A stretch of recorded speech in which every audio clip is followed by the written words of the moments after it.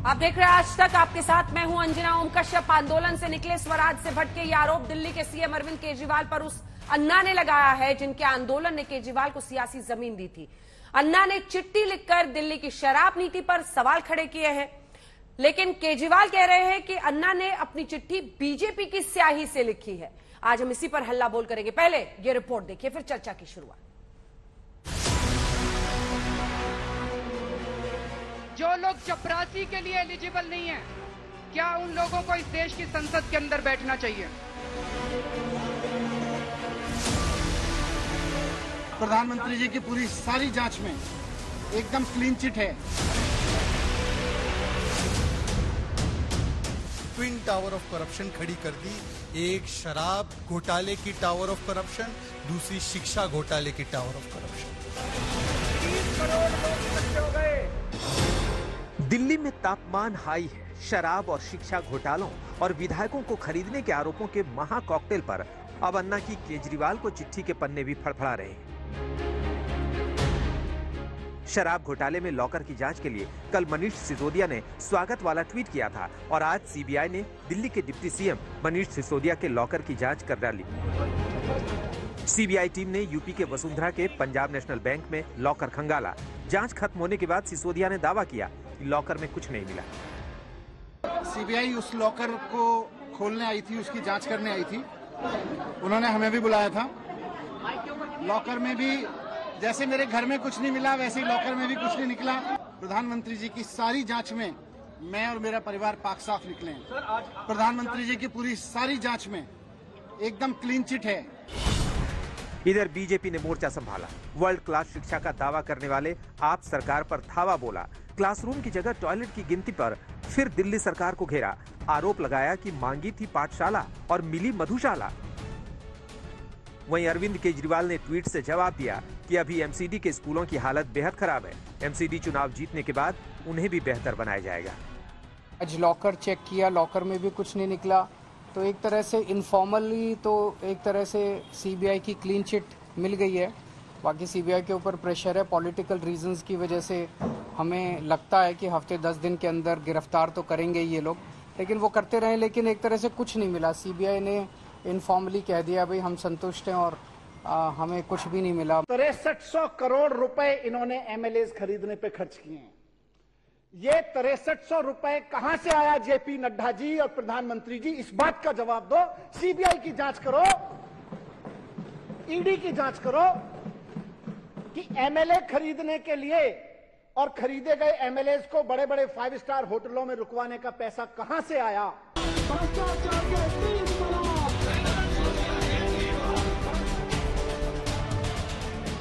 मांगा जनता ने पाठशाला, दिया केजरीवाल ने मधुशाला। और अब जब हम सवाल पूछते हैं कि इस मधुशाला में जिस प्रकार से हुआ घोटाला, तो अब ये जवाब देने के बदले कभी न्यूयॉर्क टाइम्स पर चले जाते हैं, कभी एलजी पर चले जाते हैं, कभी गुजरात चले जाते हैं, कभी 2024 चले जाते हैं, कभी असेंबली में पहुंच जाते हैं। भारतीय जनता पार्टी डेमोक्रेसी की, लोकतंत्र की, सरकारों की एक सीरियल किलर है। ये कोई पहली बार नहीं है जब किसी राज्य की सरकार को गिराने की साजिश हो रही है। बार बार भारतीय जनता पार्टी ये साजिश करती रही है। भारतीय जनता पार्टी चाहती है कि गरीबों के बच्चे टीन टप्पर में पढ़ें। भारतीय जनता पार्टी चाहती है कि टाट पट्टी पर पढ़ें। फिर दिल्ली के हाई तापमान वाले सियासी पारे में आंदोलन वाले अन्ना जी की एंट्री हुई। कभी जिस केजरीवाल को बगल में बिठाकर आंदोलन किया था, उन्हें शराब पर सीख देने लगे। केजरीवाल पर निशाना साधते हुए अन्ना ने चिट्ठी में लिखा कि दिल्ली की शराब नीति को देखकर अब लग रहा है कि एक ऐतिहासिक आंदोलन का नुकसान करके जो पार्टी बन गई, वो भी बाकी पार्टियों के रास्ते पर चलने लगी। मुख्यमंत्री बनने के बाद आपने लोकपाल और लोकायुक्त कानून के लिए कुछ नहीं किया। आपकी कथनी और करनी में फर्क है। आप भी बाकी पार्टियों की तरह पैसे से सत्ता और सत्ता से पैसे के दुष्चक्र में फंसे दिख रहे हैं। तब आपसे बड़ी उम्मीदें थी, लेकिन ऐसा लगता है कि मुख्यमंत्री बनने के बाद आप उस आदर्श विचारधारा को भूल गए। दिल्ली की शराब नीति से शराब की बिक्री और शराब पीने को बढ़ावा मिल रहा है। ये जनता के हित में नहीं है। अन्ना ने आगे लिखा है कि जिस प्रकार शराब का नशा होता है, वैसा ही सत्ता का नशा होता है। आम आदमी पार्टी अन्ना की चिट्ठी में बीजेपी वाली स्याही देख रही है। जब जनता इनकी सुनती नहीं है तो फिर ये किसी को सामने लाते हैं। जैसे पंजाब के चुनाव के पहले इन्होंने कहा केजरीवाल आतंकवादी है, तो जनता हंसने लगी इनकी बातों पे। तो फिर इन्होंने कुमार विश्वास को आगे किया, बोले कुमार विश्वास से कहलवाया। अब इन्होंने शराब नीति में घोटाला हो गया। अब सीबीआई ने कह दिया कोई घोटाला नहीं हुआ। जनता इनकी बात नहीं मान रही। अभी अन्ना हजारे जी के कंधे पे बंदूक रख के चला रहे हैं। भारतीय जनता पार्टी सीधा एक प्रश्न पूछ रही है कि शराब के बाद जो शिक्षा घोटाला सामने आया और ये आया 5 का 33, इसका जवाब तो देना पड़ेगा। एक कमरा जो 5 लाख का बनता था, हमने जब 25 लाख का तब आरोप लगाया था 2 साल पहले, आपको भी याद होगा, वो आज बढ़ते बढ़ते भारतीय जनता पार्टी नहीं कह रही, एक्साइज की सीबीसी की जो रिपोर्ट है वो कहती है 33 लाख रुपए। ये दिल्ली का बवाल है। इस पर मौसम की लाख बूंदाबांदी हो, हर सियासी झटके के साथ उमस और तापमान एक दूसरे का पसीना छुड़ाने के लिए बढ़ता रहेगा। आज तक ब्यूरो। गौरव भाटिया जी राष्ट्रीय प्रवक्ता बीजेपी के हमारे साथ चर्चा में जुड़ रहे हैं। हमारे साथ सौरभ भारद्वाज प्रवक्ता आम आदमी पार्टी के जुड़ेंगे, रवि श्रीवास्तव राजनीतिक विश्लेषक के तौर पर जुड़ रहे हैं, चरण सिंह सापरा साहब प्रवक्ता कांग्रेस पार्टी के। गौरव भाटिया जी, पहला सवाल आपसे। गौरव जी, जब पंजाब के चुनाव थे तो कुमार विश्वास को आगे किया आपने, हाँ जी, आतंकवाद वाला एंगल लेकर आए, और अब दिल्ली में आपने अन्ना को सामने किया है। अन्ना की चिट्ठी की स्याही बीजेपी की है, ये कह रहे हैं अरविंद केजरीवाल और आम आदमी पार्टी। गौरव जी। अंजना जी, देखिए, सर्वप्रथम अभी रिपोर्ट आपकी मैंने देखी, आपने ये रिपोर्ट में दिखाया कि शाही लग रहा है किसी और की है। मैं इतना कहूंगा, छोड़ो शाही किसकी है किसकी नहीं है, ये बताओ जो शाही से लिखा गया है उसमें दम है या नहीं है। और सबसे बड़ी बात है, हम जानते हैं कि दिल्ली की जनता की अरविंद केजरीवाल सुनते नहीं, न्यायालय की अरविंद केजरीवाल सुनते नहीं। एक शिष्य था एकलव्य, गुरु ने अंगूठा मांगा, अंगूठा काट के गुरु दक्षिणा दे दी। आज एक शिष्य है अरविंद केजरीवाल, उससे गुरु ने सवाल क्या पूछा तो उसने गुरु के ही गर्दन पे तलवार लगा दी। मैं कहता हूं अरविंद केजरीवाल अपनी तो सुनेंगे।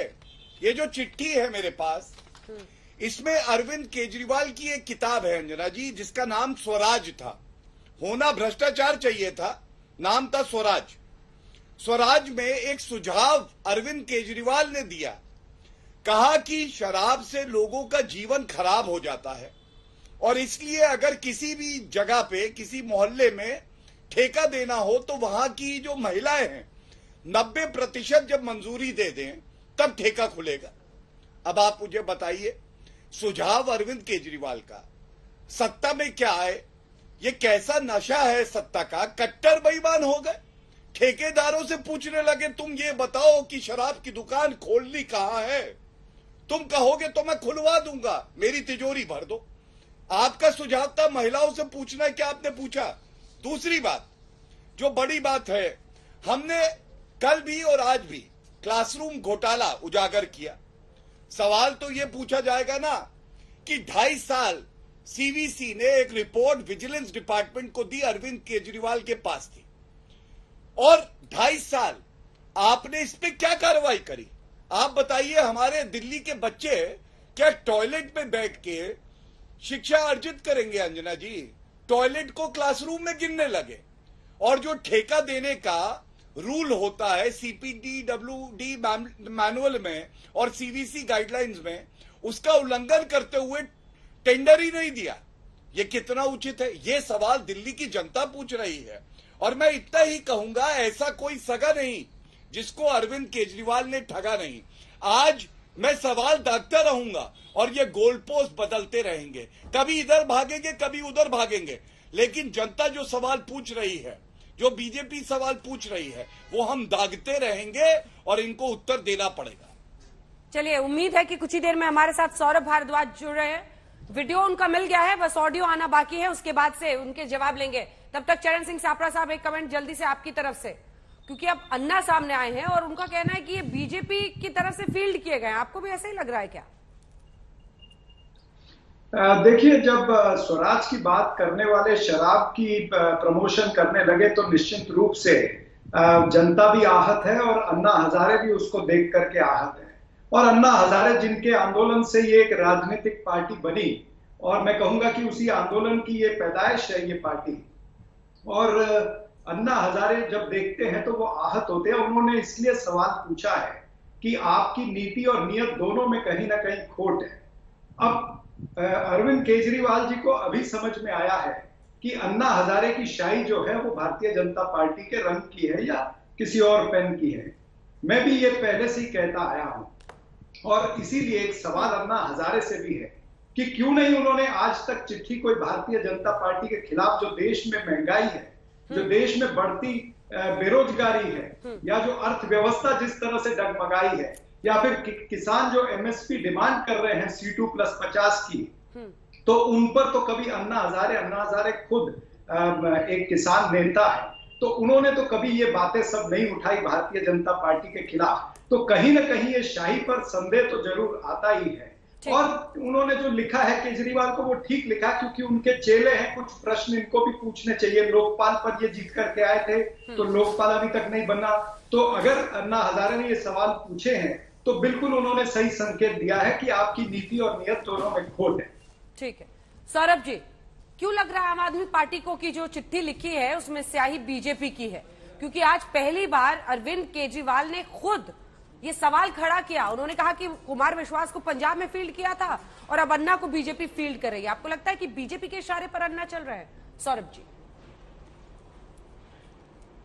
देखिए अंजना जी, ये कोई पहली बार नहीं है। आप तो पत्रकार हैं पुरानी, आपने दिल्ली के 3 चुनाव देखे हैं। हर चुनाव से पहले जब आम आदमी पार्टी का द्वंद्व भाजपा से बढ़ता है तो भाजपा अन्ना हजारे की कोई चिट्ठी या उनका कोई मैसेज जो है अपने लिए लाती है, 3-4 दिन बहस बनाती है। दिल्ली वाले सब समझते हैं और दिल्ली वाले अन्ना हजारे को उस तरीके से लेते हैं जिस तरह से उनको लेना चाहिए। मुझे लगता है कि राजनीति में उनका कोई हस्तक्षेप नहीं है और उनकी बात अपनी जगह है, राजनीतिक बात अपनी जगह है। मुझे नहीं लगता कि अन्ना हजारे की चिट्ठी लेके भारतीय जनता पार्टी को कोई सर्टिफिकेट मिलता है। बड़ा सवाल आज ये है, मैं सुन रहा था गौरव भाटिया जी ने बहुत सारे सवाल किए। अंजना जी, 5 हफ्ते हो गए भारतीय जनता पार्टी वाले रोज हमसे सवाल पूछते हैं, हम उनके जवाब देते हैं। वो कहते हैं आज तुम्हारी एक्साइज पे जांच होगी, हम कहते हैं भैया कर लो। फिर कहते हैं अब स्कूलों पे होगी, हम बोलते हैं कर लो। फिर बोलते हैं अब ट्रांसपोर्ट में भी होगी, हम बोलते हैं वो भी कर लो। भाई तुम जितनी जांच करनी है तुम उतनी जांच कर लो।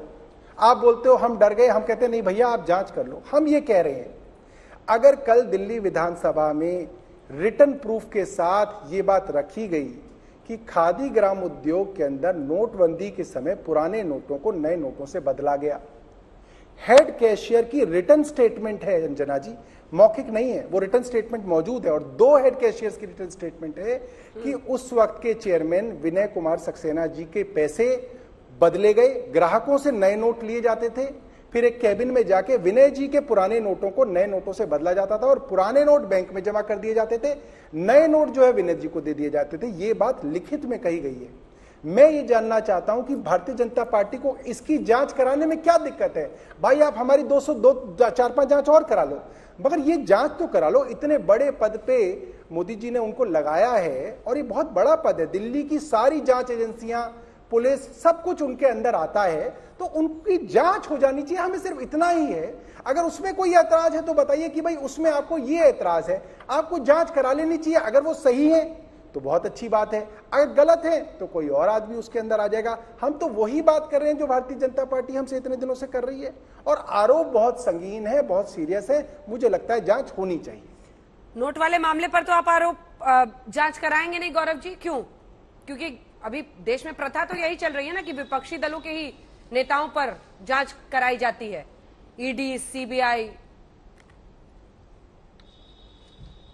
गौरव जी, या होगी एलजी की जांच? देखिए, आज तक पे बैठे हैं आपके शो में, मैं अभी उत्तर दे रहा हूं। हम जैसे जैसे आबकारी घोटाले पे बात करेंगे या क्लासरूम घोटाले पे बात करेंगे तो ये गोलपोस्ट के साथ भागेंगे। हमारी भी एक जिम्मेदारी है, आपकी भी है, कि हम वापस वो प्रश्न पूछे जो दिल्ली की जनता पूछ रही। क्यों एलजी का दिल्ली और से लेना देना नहीं है? मैं वादा कर रहा हूं आपके शो पे ही इनकी बात का भी उत्तर दे दूंगा। एलजी का दिल्ली से लेना देना नहीं है? मैं उत्तर दूंगा।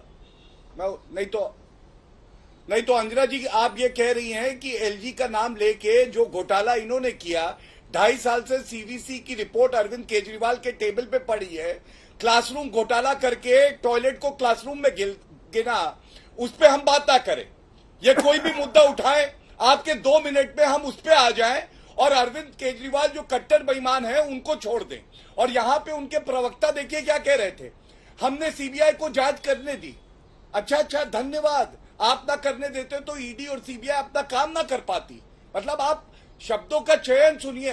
अरे सीबीआई और ईडी कानून से कार्य कर रही है, आपकी अनुमति की उसको आवश्यकता नहीं है, ये बात जान लीजिए। और दूसरी बात, मैं सवाल उठाऊंगा, ये मेरे हाथ में सीवीसी की जो सिफारिश है वो है, मैं पूछना चाहता हूं, ये रिपोर्ट विजिलेंस डिपार्टमेंट को 2.5 साल पहले दी गई। अंजना जी 2.5 साल मक्खी मार रहे थे अरविंद केजरीवाल, या 100% कट्टर बेईमान हो गए कि कोई कार्रवाई नहीं करी। हमारे दिल्ली के छात्रों को, हमारे बच्चों को टॉयलेट में बैठा के पढ़ाएंगे ये लोग और उसको क्लासरूम में गिनेंगे और हम सवाल नहीं पूछेंगे। ये इधर उधर की बात करेंगे, न्यूयॉर्क टाइम्स ले आएंगे और हम उस पर डिबेट करने लगेंगे। डिबेट होगी तो केवल इस पे होगी कि ये भ्रष्टाचार आबकारी नीति में क्यों किया, क्लासरूम घोटाला क्यों किया, सत्येंद्र जैन 3 महीने से बेल क्यों नहीं पाए अगर कट्टर ईमानदार थे तो। ये टॉयलेट कैसे गिनती कर दी सौरभ जी क्लासरूम में? मैं अंजना जी, मैं सिर्फ ये कहना चाहता हूं, मैं ये नहीं कह रहा कि आप आबकारी नीति पे जो है आप जांच बंद कर दीजिए, आप जांच कीजिए, स्कूलों की जांच कीजिए। मैं तो आपको भाटिया जी कह रहा हूं, आप 10-15 और विभाग ले लीजिए दिल्ली सरकार का, आप उनको भी जांच कीजिए। मगर ये कौन से कानून में लिखा है कि आप सिर्फ वो जांच करेंगे जो आपके मतलब की है, मगर अगर आपके बारे में अगर कोई जांच हो तो वो नहीं होगा। यहाँ पे कोई ये नहीं है कि ये करें या ये करें, हम ये कह रहे हैं कि ये भी करें और ये भी करें। मुझे सिर्फ ये बताइए कि इसमें क्या तकलीफ है अगर हेड कैशियर ने लिखित में दिया है कि एलजी साहब का अपना पैसा पुराने नोटबंदी में बदले गए और उनको डराया धमकाया गया कि अगर तुमने नहीं बदले तो तुम्हारा ट्रांसफर कर दिया जाएगा और ये चेयरमैन साहब का पैसा है, लिखित में है। तो आपको इस जांच को कराने में क्या दिक्कत है? हम ये नहीं कह रहे कि जांच वो बंद कर दीजिए, लेकिन सौरभ जी पहले बताइए ना, टॉयलेट को सर क्लासरूम कैसे बना दिया? टॉयलेट की गिनती क्लासरूम में कर ली। अरे अंजना जी ये बेवकूफ लोग हैं, टॉयलेट नहीं बनाएंगे क्या? आप ये बताइए, लड़कियों के लिए इतनी दिक्कत होती थी शुरू में कि लड़कियों को लोग अपने स्कूल में इसलिए नहीं भेजते थे क्योंकि स्कूल में टॉयलेट उपलब्ध नहीं है। लड़की बेचारी 7 घंटे अपना टॉयलेट रोक के कैसे बैठेगी स्कूल के अंदर? इसीलिए पर्याप्त मात्रा के अंदर टॉयलेट बनाए गए। अब इनको पेट में दर्द है। मैं पूछना चाहता हूं, एलजी हाउस में 2 लोग रहते हैं, कितने टॉयलेट है? गौरव भाटिया जी बताएं, कितने टॉयलेट है एलजी हाउस में? बताइए गौरव भाटिया जी, या आप अपने घर में ही बता दीजिए कितने लोग रहते हैं और कितने टॉयलेट हैं। आज गरीबों के लिए टॉयलेट बन गए अगर स्कूल में, तो आपके पेट में दर्द हो रहा है। आपने गिनती करी है आपके घरों में कितने टॉयलेट हुआ करते हैं? हर बेडरूम के साथ अटैच करके टॉयलेट बनाते हो आप लोग बनाओ, अमीर लोग बनाए तो बहुत बढ़िया, गरीबों के लिए टॉयलेट बन जाए तो आपके पेट में दर्द हो जाता है। क्यों ना बने भाई टॉयलेट? आप बताइए आपको क्या परेशानी है टॉयलेट के अंदर? क्या बेकार की बात कर रहे हैं कि टॉयलेट में पढ़ाई होगी? क्यों होगी भाई टॉयलेट में पढ़ाई क्लासरूम में होगी, टॉयलेट के अंदर टॉयलेट का इस्तेमाल होगा। आपके घर में टॉयलेट है तो क्या टॉयलेट में सोते हैं आप लोग? ये क्या बात हुई कि टॉयलेट में पढ़ाई होगी? मैं उत्तर भाई ये तो बहुत गलत बात है। स्कूल में टॉयलेट भी बनेगा, लाइब्रेरी भी बनेगी, क्लासरूम भी बनेगा। लाइब्रेरी में लाइब्रेरी का काम होगा, टॉयलेट में शौच का काम होगा, क्लासरूम में पढ़ाई का काम होगा। आपको समझ में नहीं आ रहा एक बात को? पता नहीं, आप सोचते हैं जनता बेवकूफ है। गौरव जी। सौरभ भाई, मैं केजरीवाल भाग नहीं बनूंगा, आपके सवाल का उत्तर दे देता हूं। आपने पूछा ना कि कितने टॉयलेट हैं गौरव भाटिया के घर पे। लोग बताते हैं अरविंद केजरीवाल के घर में 420 टॉयलेट है, क्योंकि सबसे बड़े 420 वही हैं आज की डेट। आप बताइए, ये सीवीसी की रिपोर्ट है। सुनिए मेरी बात, सुनिए, नाराज मत होइए।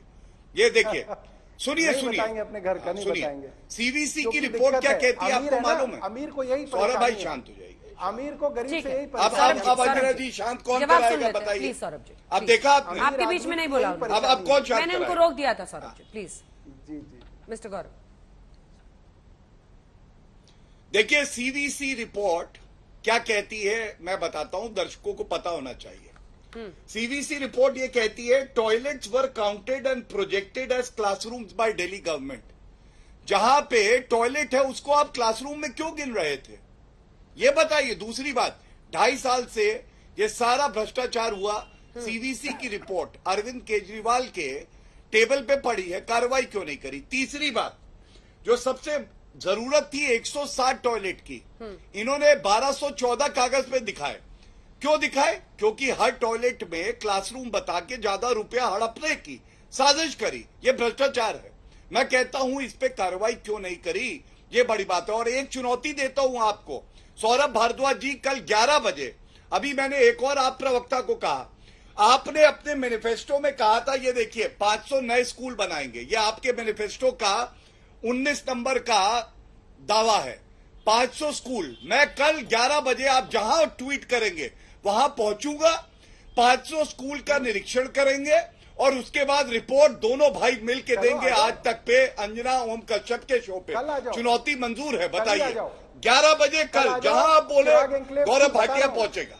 हाँ, मैं बता रहा हूं, अभी बता रहा हूं। नहीं, चिराग ठीक है। एन्क्लेव स्कूल, पंपोश एन्क्लेव, हाँ, बताइए। उसका नाम है, बता रहा हूं ना, बता रहा हूं गौरव भाटिया जी, आपको एड्रेस लिखवा रहा हूं, सुनिए, लिखिए। हाँ, कौटिल्या स्कूल, चिराग एन्क्लेव, कैलाश 1 में मिलिए 11 बजे। और वो नहीं, उसके अलावा बहुत सारे स्कूल दिखाऊंगा, एक नहीं बहुत सारे दिखाऊंगा स्कूल, और टॉयलेट भी दिखाऊंगा, और ये भी दिखाऊंगा। चलिए कल 11 बजे सौरभ भाई कौटिल्या स्कूल में मिलेंगे, और क्लासरूम में क्लास नहीं, मैं कह रहा हूं हाँ, कल मिलेंगे, तभी बात करेंगे और जरूर मिलिएगा, भागिएगा मत। टॉयलेट में भी चलेंगे और क्लासरूम में भी चलेंगे। और मैं आपको फर्क बताऊंगा, क्लासरूम में मेज होती है, क्लासरूम में एक बोर्ड होता है, और टॉयलेट में क्या होता है आपको पता है। 100% ठीक है, टॉयलेट और क्लासरूम का फर्क। कल 11 बजे कौटिल्या स्कूल में मैं आपको मिलूंगा, भागिएगा मत, आइएगा, भाग मत जाइएगा, भाग केजरीवाल भाग मत करिएगा, आपको पूरा स्कूल दिखाएंगे, भागना मत। कुछ लाना तो नहीं है ना आपके लिए, पूरा स्कूल दिखाएंगे। नहीं, बताइए, जूते तो नहीं ला रहे होगा, तेजी से भागना पड़े तो जूते ले आओ।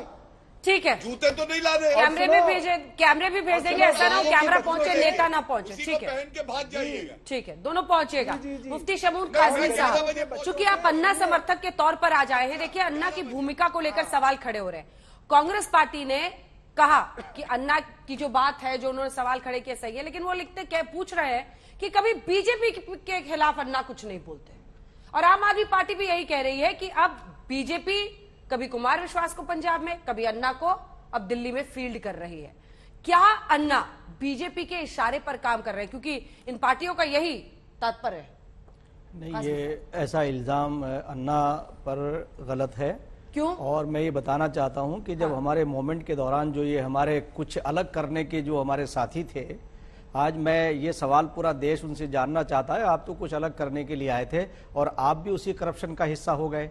आपने कहा था हम अलग से ऐसा एग्जाम्पल सेट करेंगे, और यही अन्ना कहते थे। बल्कि अन्ना को तो इन्होंने, मैं आपको ये बता दूं अंजना जी, मैं उस कोर कमेटी में वाहिद एक ऐसा इंसान था कि जिसके ऊपर किसी तरह का कोई आरोप और इल्जाम नहीं था।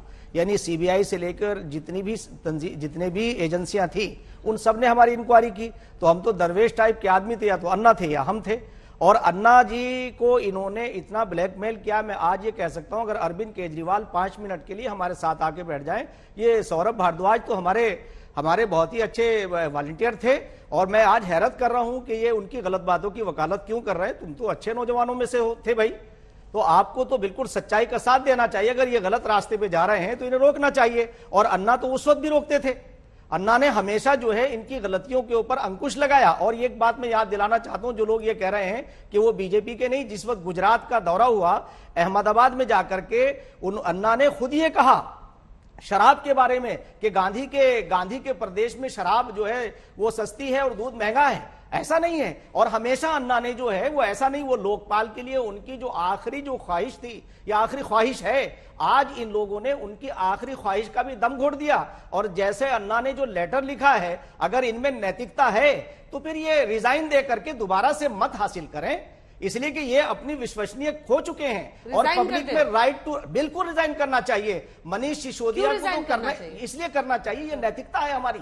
अगर इनके अंदर नैतिकता है और ये कहते हैं कि हम नए कुछ एग्जाम्पल सेट करने के लिए आए हैं, तो हम तो ईमानदार जब जाने इन्हें कि ये रिजाइन देकर के पूरी रिजाइन देकर के दोबारा से मत हासिल करें। ठीक है, सौरभ जी का जवाब। अन्ना एक ऐसे व्यक्ति, वो किसी भी पार्टी से ऐसा नहीं है।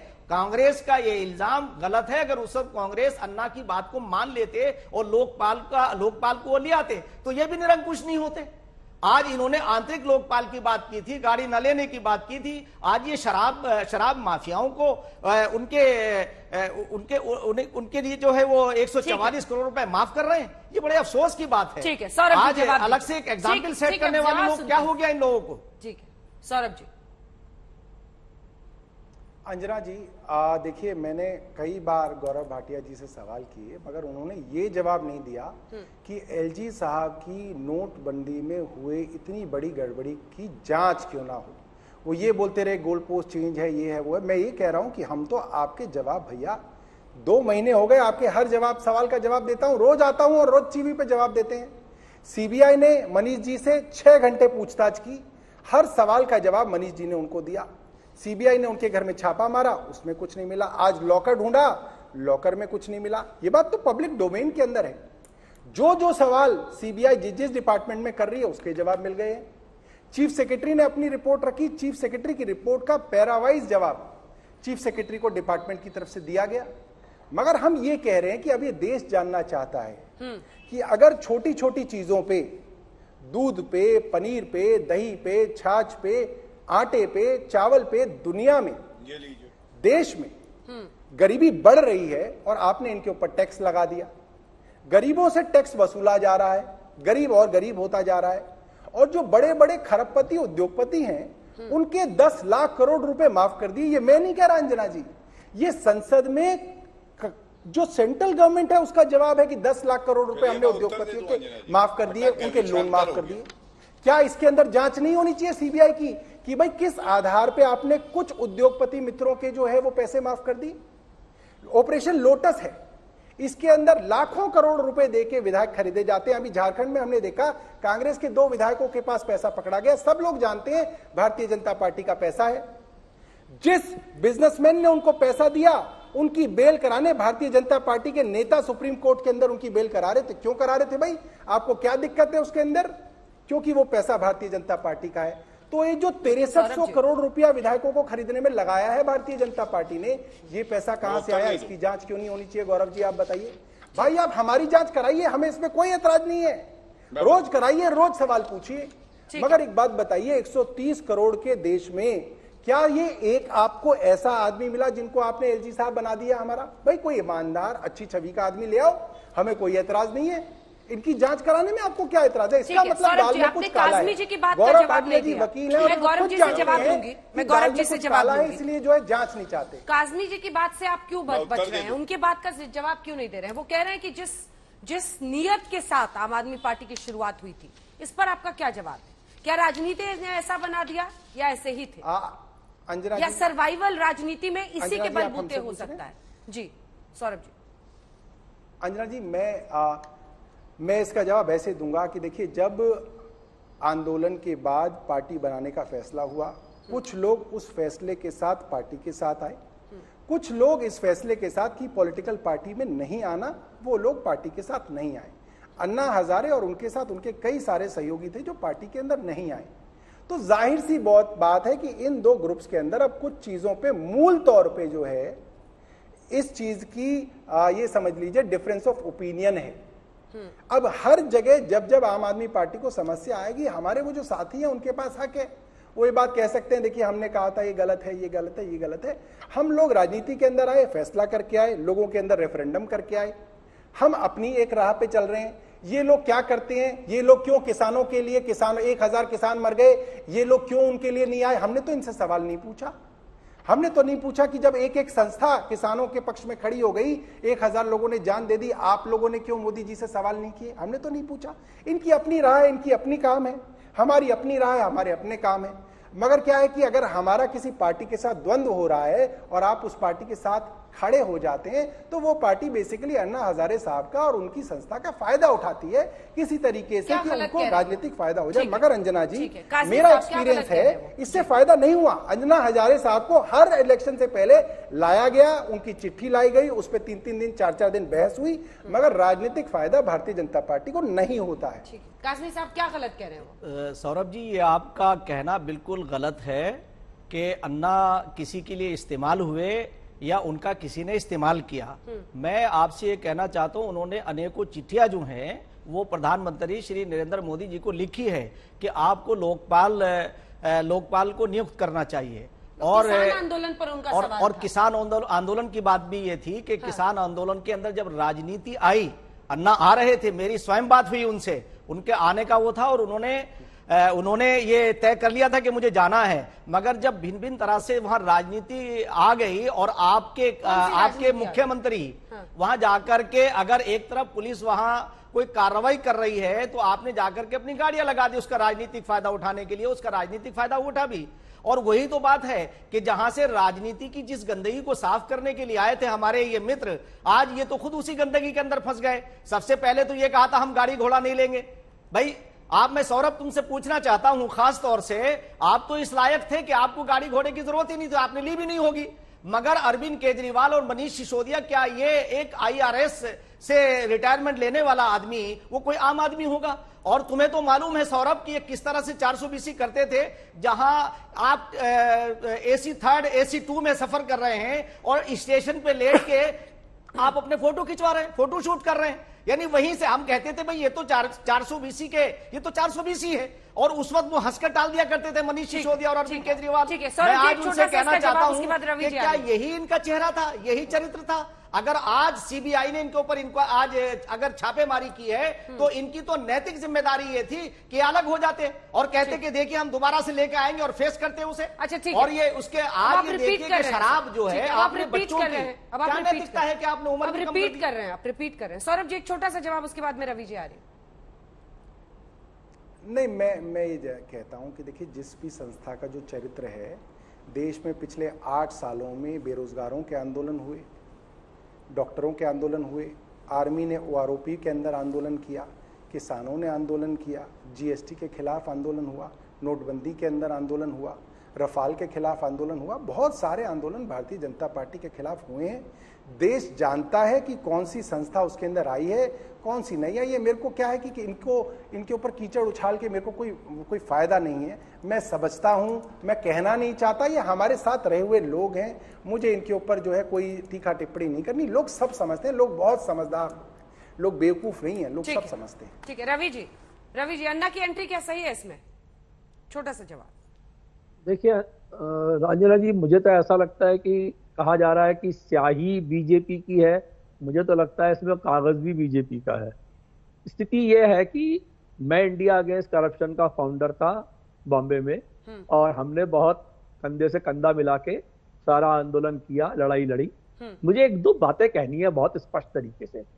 एक आंदोलन और एक पॉलिटिकल पार्टी, वो दोनों चीजें बिल्कुल अलग होती हैं। आप एक सोशल ऑर्गेनाइजेशन चलाते हैं, एक्टिविज्म करते हैं, लोगों के मुद्दे उठाते हैं, उन पर सरकार से बहस करते हैं, सरकार के खिलाफ आंदोलन करते हैं। मगर एक पॉलिटिकल पार्टी में आप जनता के लिए काम करते हैं, ये बेसिक डिफरेंस है। आज अगर आम आदमी पार्टी उन मुद्दों पे काम करने लगेगी तो उसके पास जनता के मुद्दों को संभालने का समय ही नहीं मिलेगा। आज आंदोलन करने का समय आम आदमी पार्टी के पास कहां है? आज वो बिजली, पानी, ये घर, स्कूल, शिक्षा, स्वास्थ्य, तमाम चीजें जो है इनके ऊपर काम करने का समय है। तो आज पार्टी क्या एक्टिविस्ट की तरह आंदोलन करेगी? और अन्ना जी अच्छे प्रतिष्ठित नेता है महाराष्ट्र के, पर वो 9 साल तक सोए रहते हैं। बीच बीच में सही कहा प्रवक्ता ने कि वो समय समय पर उठा लिए जाते हैं और बीजेपी उनसे एक चिट्ठी लिखवा करके एक नैरेटिव क्रिएट करने की कोशिश करती है। मैं समझता हूं इसमें कोई दम नहीं है और जनता जो है वो अच्छी तरह से समझती है कि अन्ना जी अब क्या कर रहे हैं। और जहां तक सवाल आम आदमी पार्टी का है, तो भाजपा पूरी तरह से गुजरात और हिमाचल की वजह से बौखलाई हुई है और यहां पे अपना बदला निकाल रही है। वो 10,000 करोड़ का वहां पे घोटाला आबकारी नीति में होता है, बात नहीं करते उसकी। सैकड़ों लोग वहां मर जाते हैं शराब पी करके, बात नहीं करते उसकी। आम आदमी पार्टी ने जो LG थे, उन्होंने 48 घंटे में अपना निर्णय कैसे बदला आबकारी नीति पर, इस पर भी मनीष सिसोदिया ने CBI जांच की मांग की थी।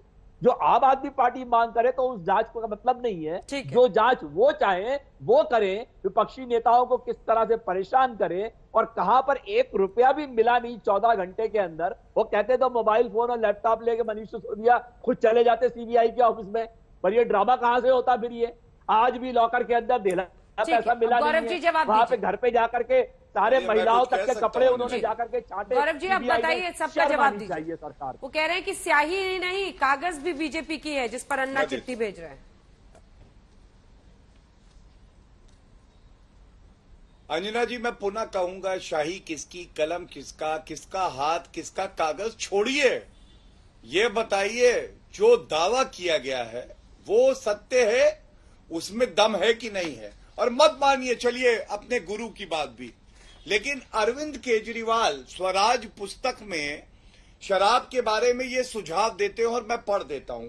शराब की दुकान खोलने का कोई लाइसेंस तभी दिया जाना चाहिए जब ग्राम सभा इसकी मंजूरी दे दे और ग्राम सभा की संबंधित बैठक में वहां उपस्थित 90% महिलाएं इसके पक्ष में मतदान करें। शांत करें रवि जी का ग्राम सभा है क्या? ये क्या एनालॉजी लेके आ रहे हैं? ये तरीका तो ठीक नहीं है ना। अरे ठीक नहीं है सर, आप आरोपी लगा सकते हैं बस। ठीक, मैं पुनः पढ़ दूं। अरविंद केजरीवाल का यह मानना था वहां उपस्थित 90% महिलाएं इसके पक्ष में मतदान करें। आज पलट गए, आज ठेकेदार तय कर रहे हैं कहां दुकान है। दूसरी बात, आप मुझे ये बताइए, दूध पनीर दही की बात कर रहे हैं, अरे कम से कम 1+1 करना ही था तो शराब की बजाय दूध पनीर दही पे कर देते, क्यों नहीं किया? बताओगे? नहीं बताएंगे। और मैं एक बात और कह दूं अंजना जी, सबसे बड़ी बात है आज जो सवाल पूछा गया 2.5 साल तक, जब सीवीसी कहता है कि प्रथम दृष्टया भ्रष्टाचार हुआ, कोई टेंडर नहीं निकाला आपने टॉयलेट को क्लासरूम बना दिया और गिनती करवा दी, और उसके बाद आपके टेबल पे फाइल पड़ी रही, आपने कार्रवाई क्यों नहीं करी? ये एलजी को लाते हैं। अब मैं एलजी पे एक बात कहता हूं अंजना जी, ये वही अरविंद केजरीवाल है, पलटू राम, जिनकी विश्वसनीयता जो ट्विन टावर गिरे हैं ना उससे ज्यादा तेजी से गिर रही है। और आप बताइए, अरुण जेटली जी के लिए अपशब्द कहे, बाद में माफी मांगी, आई एम सॉरी, मेरे से गलती हो गई। नितिन गडकरी जी आरोप लगा दिए, जब नितिन गडकरी जी ने इनको कहा कि गलत है तो इन्होंने कहा आई एम सॉरी, अब मैं नहीं बोलूंगा। अब क्या बात है कि आज तक पे बोल दिया, उसके बाद कहे आई एम सॉरी, मैंने यूं ही आरोप लगाए थे। और सबसे बड़ी बात है, अरविंद केजरीवाल, अगर आपको लगता है कोई गलत किसी व्यक्ति ने किया है, न्यायालय जाइए, सीबीआई जांच, ईडी जांच, सब आदेश होते हैं, पुलिस थाने में कंप्लेंट दीजिए, नागरिक तो आप भी हैं। लेकिन नहीं, हवाई बातें करेंगे अंजना जी। और आज जो बड़ा मुद्दा है, आप बताइए, 3 घोटाले, स्वास्थ्य मंत्री 3 महीने से जेल में, आबकारी नीति पे घोटाला, कह रहे सीबीआई ने क्लीन चिट दे दी, अभी क्या फाइनल रिपोर्ट लग गई? इनको कैसे पता कि सीबीआई ने क्लीन चिट दे दी? ये लोग सब अनर्गल बातें करते हैं, बिना तथ्यों के बातें करते हैं। और क्लासरूम घोटाला, पुनः कहूंगा, कल 11 बजे सौरभ भाई से मेरी मुलाकात होगी। 500 स्कूल जो मैनिफेस्टो में वादा किया था, 7-8 साल बीत गए, आप बताइएगा वो 500 स्कूल कहां हैं? और आज तक पे हम लोग वो प्रमाण के साथ रखेंगे। अगर मैं गलत हूं तो मैं गले लग के माफी मांगूंगा, अरविंद केजरीवाल से भी, सौरभ भाई से भी। तीनों बातों पर एक जवाब दीजिए। एक तो वो स्कूल कल बुला रहे हैं, तो कितना क्लासरूम, कितना टॉयलेट, वो दूध का दूध पानी का पानी हो जाएगा। दूसरा, स्वराज किताब को कोट कर रहे हैं जिसका अन्ना ने भी जिक्र किया है सौरभ जी, उसमें कहा था कि किस तरह से महिलाओं को कॉन्टेक्स्ट में लेकर, और यहाँ तो गली गली में, मोहल्लों में शराब की दुकानें खुली थी पूरा का पूरा। अब अंजना जी देखिए, जो आपके मुंह पे जो बात चढ़ी ना कि गली गली मोहल्ले मोहल्ले, ये पूरा का पूरा जो है भारतीय जनता पार्टी का दुष्प्रचार है। और मैं साबित करूंगा कैसे। देखिए, आज इस पॉलिसी से पहले जो पॉलिसी थी उसके अंदर कितनी शराब की दुकानें थी दिल्ली के अंदर? 849। नई पॉलिसी के अंदर जो अधिकतम लिमिट थी कि दुकानें खुल सकती हैं दिल्ली के अंदर, कितनी थी? 849। खुल कितनी पाई? मैक्सिमम फरवरी में 644, यानी कि 844 से 200 कम। और 2 महीने बाद जून के अंदर वो और घट के 468 हो गई, मतलब करीब 400 ज्यादा। जब पहले दुकानें 849 थी और इस पॉलिसी के अंदर 644 ही खुली, गौरव भाटिया जी बता दें प्रमाण से कि मैं गलत बोल रहा हूं और वो सही बोल रहे हैं, नहीं तो इसके ऊपर भी एक चैलेंज कल के लिए ही रख लेते हैं। तो ये बात तो साबित हो गई कि दुकानों की संख्या बढ़ी नहीं घटी है, 200 घटी और बाद में 400 घटी। तो ये कैसे संभव है कि जो गली गली मोहल्ले मोहल्ले, तो इनका जो पूरा प्रमाइस है स्वराज पुस्तक का, इसका उसका, वो इस पे बेस्ड है कि शराब की दुकानें बढ़ गई, जो पूरा का पूरा झूठ पे आधारित है। जैसे कि इनका टॉयलेट और कमरे वाला जो है ये झूठ पे आधारित है। दूसरी बात, अगर आप कहते हैं दिल्ली में शराब की दुकानें ज्यादा हैं, तो भी मैं आपको बता दूं दिल्ली के अंदर 22,000, अगर 849 दुकानें खुल जाती हैं तो भी 22,000 लोगों पे एक दुकान होगी। नोएडा में 2200 लोगों पे एक दुकान है जो कि योगी जी के अंदर आती है। गुड़गांव के अंदर 4000 लोगों पे एक दुकान है जो कि भारतीय जनता पार्टी के पास आती है। गोवा के अंदर 700 लोगों के ऊपर एक दुकान है जो कि भारतीय जनता द्वारा शासित है। आपके यहां तो 2-2 हजार लोगों पे एक दुकान है। हमारे यहां अगर 22,000 पे भी है तो भी गली मोहल्ले में खुल गई दुकानें। भैया गली मोहल्ले में तो आपके यहां खुली है। और अब एक्साइज के परसेंटेज का देख लेते हैं। दिल्ली गवर्नमेंट के जो एक्साइज का कंट्रीब्यूशन था और जो यूपी के अंदर एक्साइज का कंट्रीब्यूशन है, या हरियाणा में जो कंट्रीब्यूशन है, या कर्नाटका में है, वो तो बहुत ज्यादा है। तो बेवड़ी सरकार तो आपकी भारतीय जनता पार्टी की सरकार है। मगर प्रॉब्लम क्या है, गौरव भाटिया जी फैक्ट्स पे बात नहीं करते, झूठ पे आधारित इनकी पूरी की पूरी कहानी होती है। मैं इन्हें पूछ रहा हूं कि मैंने अगर गलत बोला तो बताएं, नहीं तो आज आपके चैनल पे माफी मांग के जाएं कि अब तक 2 महीने से झूठ बोल रहे थे। नहीं तो 11 बजे इसका फैसला भी हम साथ साथ करेंगे। कैमरा तो आ ही रहा है, दोनों चीजों का फैसला कर लेंगे। बताओ गौरव जी। गौरव जी। हाँ सौरभ भाई, अभी देखिए मैं आपके सामने एक वीडियो चल रहा है सोशल मीडिया पे और उसके तथ्य रख देता हूं। 20 दिसंबर 2021 को 746 दुकानें हैं, ठेके हैं। अरविंद केजरीवाल ने कहा, एक शांत सौरभ भाई, अच्छा नहीं लगता है ये ट्रेनिंग जो है ना अरविंद केजरीवाल की, ये अच्छा नहीं लगता। शांत हो जाओ, शांत। अरे आप फैक्ट्स पे बात करो ना, इधर क्यों घूम रहे हो? फैक्ट्स पे बात और दिमाग पे जोर नहीं पड़ेगा। आप ये बताओ बड़ी है दुकानें या नहीं बढ़ी हैं? आप ये पूरा भारत मेरा है, मैं घूमूंगा, दिक्कत है, मैं बता रहा हूँ। अंजना जी तो बताइए ना, दिल्ली वालों को सच तो बताइए। इतनी देर बोलने के बाद बौखलाहट में। ठीक है, टॉपिक पे ही बोल रहे हूँ। मैं बता रहा हूँ, वही सच बता रहा हूँ, टॉपिक पे ही बोल रहा हूँ। देखिए 20 दिसंबर 2021 को अरविंद केजरीवाल ने कहा 746 ठेके हैं, दुकानें। 14 फरवरी 2022 को अरविंद केजरीवाल बोलते हैं 550 से 600 है और 15 फरवरी को 846। 7 अप्रैल 2022 को वक्त की कमी है। अलग अलग डेटा की आप बात कर रहे थे, लेकिन आप दोनों ने तय कर ही लिया है। कल पहुंचिए कौटिल्य स्कूल और उसके बाद से देखते हैं पड़ताल कहां तक आप दोनों की पहुंचती है। आप सभी का बहुत धन्यवाद हमारे साथ जुड़ने के लिए। देखते रहिए आज तक।